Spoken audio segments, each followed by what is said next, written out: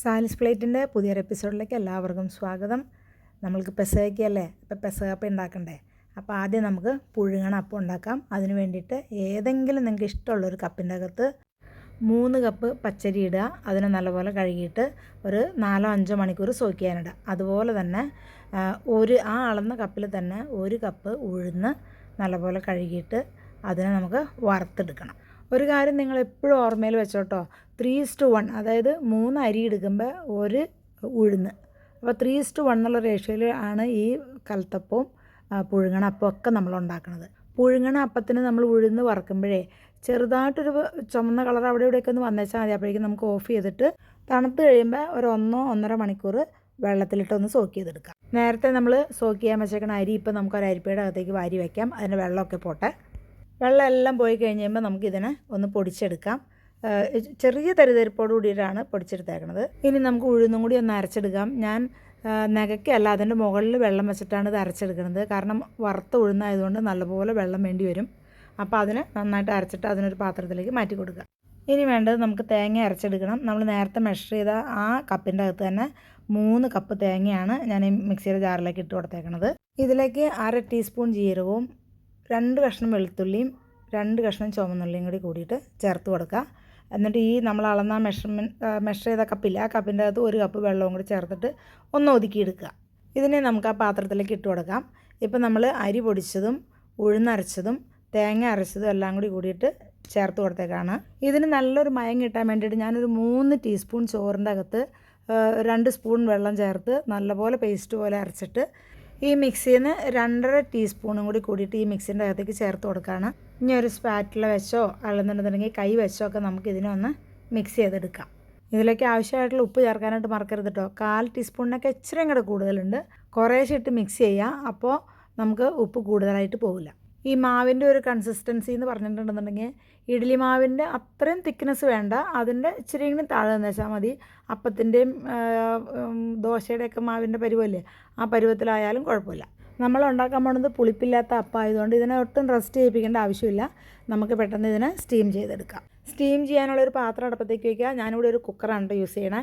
അപ്പോൾ അപ്പം ഒഴിക്കാനുള്ള പാത്രം ഞാൻ ഓൾറെഡി ഗ്രീസ് ചെയ്തിട്ടുണ്ട്. ഇതിൽ നല്ലപോലെ ആവി വന്നതിന് ശേഷം മാത്രമേ ഇനി നമുക്ക് മാവ് ഒഴിച്ചു കൊടുക്കാൻ പാടുള്ളൂ. നിങ്ങൾക്ക് ഒഴിക്കാൻ പേടിയുള്ളവർ ഇങ്ങനെ ഒഴിച്ചു കൊടുത്തേച്ചാൽ മതി.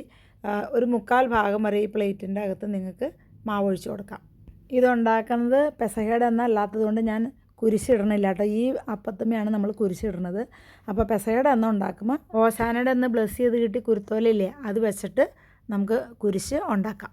ലിഡിട്ട് മൂടി ഒരു 15 മിനിറ്റ് കഴിഞ്ഞ് കഴിയുമ്പോൾ നമ്മുടെ പെസഹാപ്പം അല്ലെങ്കിൽ എണ്ടറിയപ്പം റെഡി ആയിട്ടുണ്ട്. ഇനി വേവറിയണമെങ്കിൽ നിങ്ങളൊരു ടൂത്ത് പിക്ക് വെച്ചിട്ടൊന്ന് കുത്തി നോക്കി വെച്ചാൽ മതി. ഞാനിപ്പോൾ ഈ പറഞ്ഞ അളവിലേ ഇതുപോലത്തെ 2 അപ്പം ചൂടാട്ടോ. അപ്പോൾ ഒരപ്പം ഞാൻ ഓൾറെഡി ചുട്ടിട്ടുണ്ട്.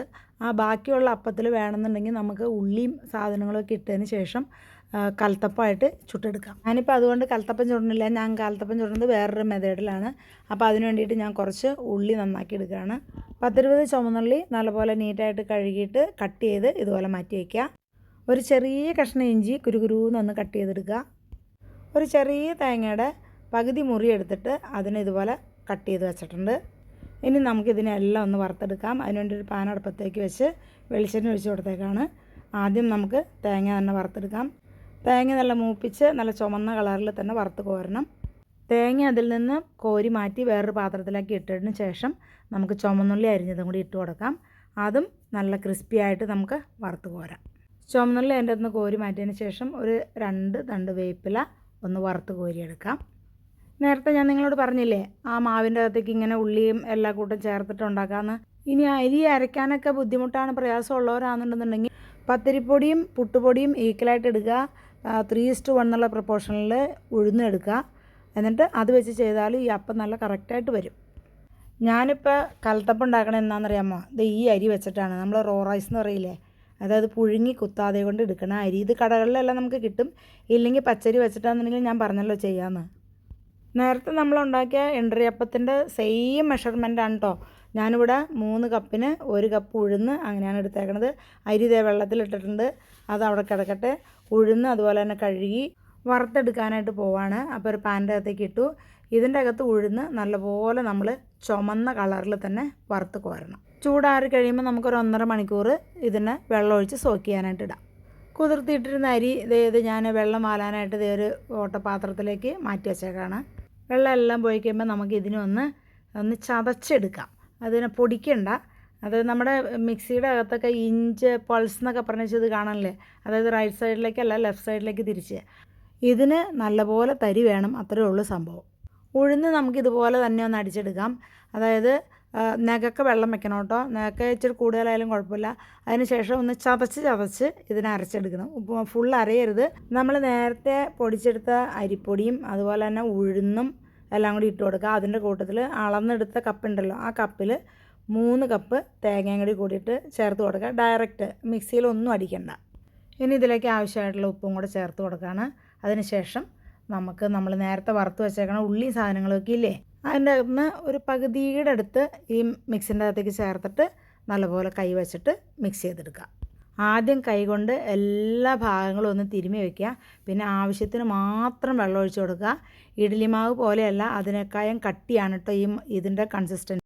ഇതും ഒട്ടും നേരം വെക്കേണ്ടതില്ല. അപ്പോൾ നമുക്ക് പെട്ടെന്നൊരു പാൻ വയ്ക്കാം അടുപ്പത്ത്. അതിന് ശേഷം അതിൻ്റെ അകത്തേക്ക് ഇച്ചിരി ഓയിൽ ഒഴിച്ച് കൊടുക്കുക. എന്നിട്ട് ഇത് പതുക്കെ നമ്മൾ പരത്തി കൊടുക്കുക. ഇനി പരത്താൻ ബുദ്ധിമുട്ടുള്ളവരാണെന്നുണ്ടെങ്കിൽ സ്റ്റൗ ഓൺ ചെയ്യുന്നതിന് മുമ്പ് പരത്തിയിട്ട് വെച്ചാലും കുഴപ്പമൊന്നുമില്ല കേട്ടോ.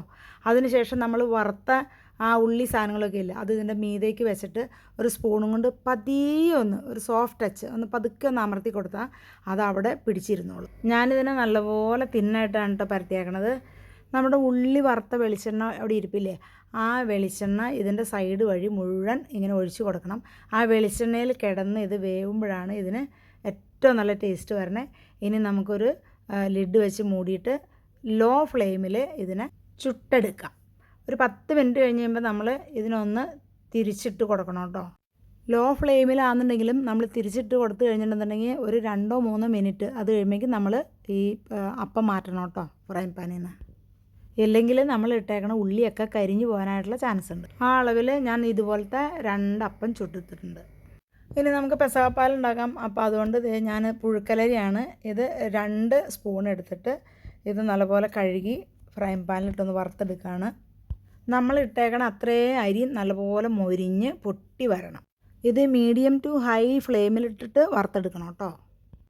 തണുത്ത് കഴിയുമ്പോൾ ഒരു ഗ്രൈൻഡറിലിട്ടിട്ട് നല്ലപോലെ പൊടിച്ചെടുക്കുക. ഒരു 150 ഗ്രാം ശർക്കര ഇച്ചിരി വെള്ളം ഒഴിച്ചിട്ട് ഒന്ന് മെൽറ്റ് ചെയ്യിപ്പിച്ചെടുക്കുക. അരിച്ചെടുക്കണം കേട്ടോ. ശർക്കര കുറച്ച് കൂടിയാലും കുഴപ്പമൊന്നുമില്ല കേട്ടോ. ഇനി വേണ്ടത് നമുക്ക് ഒരു തേങ്ങയുടെ പാലാണ്. ഞാൻ 1-ാം പാലും 2-ാം പാലും എടുത്ത് വെച്ചിട്ടുണ്ട്. 2-ാം പാൽ ഏതാണ്ട് ഒരു 2 കപ്പിൻ്റെ അടുത്തുണ്ട്, ചെറിയ കപ്പിന്. അതിൻ്റെ അകത്തുനിന്ന് ഒരു ചെരുവത്തിലേക്ക് കുറച്ച് മാറ്റിയിട്ട് നമ്മൾ പൊടിച്ച് വെച്ച അരിപ്പൊടി ഉണ്ടല്ലോ, അതിൽ നിന്ന് ഒരു 3 ടീസ്പൂണും അതുപോലെ തന്നെ 1 ടീസ്പൂൺ പത്തിരിപ്പൊടിയും കൂടി കൂടിയിട്ട് ചേർത്ത് നല്ലപോലെ മിക്സ് ചെയ്യുക. പത്തിരിപ്പൊടി ചേർക്കണത് കുറച്ച് നന്നായി കുറുകി വരാൻ വേണ്ടിയിട്ടാണ്. ഇനി നമ്മൾ എടുത്ത് വെച്ചേക്കണ ശർക്കര ഉണ്ടല്ലോ, ആ ശർക്കരയും കൂടി കൂടിയിട്ട് ഇതിൻ്റെ കൂട്ടത്തിൽ ഒഴിച്ച് കൊടുക്കുക. എന്നിട്ട് നല്ലപോലെ ഒന്ന് ഇളക്കിയിട്ട് നല്ലപോലെ തിളപ്പിക്കുക. തിളച്ച് ഈ ഇട്ടേക്കണ പൊടി നല്ലപോലെ വെന്ത് വരണം, അത്രയും വരെ തിളപ്പിക്കണം. ഇപ്പോൾ പാല് നല്ലപോലെ തിളച്ച് പൊടി വെന്തിട്ടുണ്ട് കേട്ടോ. ഇനി നമുക്ക് ഫ്ലെയിം കുറച്ച് വയ്ക്കാം. ഇതിൻ്റെ അകത്തേക്ക് ഒരു 1/4 ടീസ്പൂണോ 1/2 ടീസ്പൂണോ ചുക്ക്, ജീരകം, ഏലക്ക ഇത്രയും പൊടിച്ചതിൻ്റെ പൊടി ചേർത്ത് കൊടുക്കുക. ഇനി ഇതിലേക്ക് നമുക്ക് 1-ാം പാൽ ഒഴിച്ച് കൊടുക്കാം. 1-ാം പാൽ ഒഴിച്ച് അങ്ങ് 2 ചിറ്റിക്കൽ ചിറ്റിച്ചാൽ മതി. സ്പൂൺ വെച്ചിട്ട് തിളപ്പിക്കാനായിട്ട് നിൽക്കരുത്. ഇപ്പോൾ നമ്മുടെ പെസഹയുടെ പാലും റെഡിയായി. എല്ലാവർക്കും പെസഹയുടെ ആശംസകൾ. അതുപോലെ തന്നെ എല്ലാവരും ട്രൈ ചെയ്ത് നോക്കുക. അടുത്തൊരു വീഡിയോ ആയിട്ട് കാണുന്നവരേക്കും എല്ലാവർക്കും ബൈ ഫ്രം സാലിസ് പ്ലേറ്റ്.